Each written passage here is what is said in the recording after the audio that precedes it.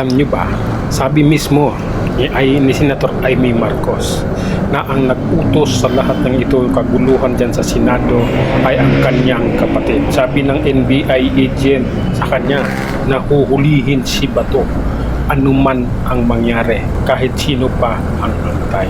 So ngayon, talagang desperado si Marcos na mahuli si Bato dahil nga siya ay kanang kamay ni Digong noon.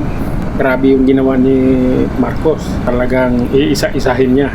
Yung mga, si BP Inday Sara lang ang hindi niya basta-basta maipahuli dahil yun ay lalaban talaga. Si Bato, nasukasuhan nila. Kaya ngayon, ayan, ginigipit nila. Di ba nagkaputukan ngayon sa Senado, kanina lang sa Senado.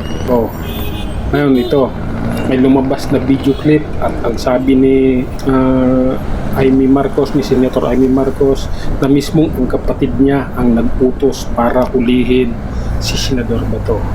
Yung mga nandiyan dyan sa labas ng Senado, bantayan ninyo yung senador natin.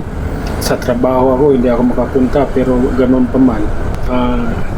Kaya na lang si Senador, mukhang delikado.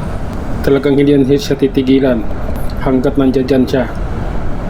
Hindi yan siya titigilan. Ang ngayon, ang kontrabida ngayon NBI, hindi police or NBI ang kontrabida ngayon. Sila ang may ngayon. Sila ang may hawak ngayon sa kautusan ni Marcos. Sila ang masama sa taong bayan ngayon. Kaya mga kapwa DDS, vloggers, kayo na ang bahala.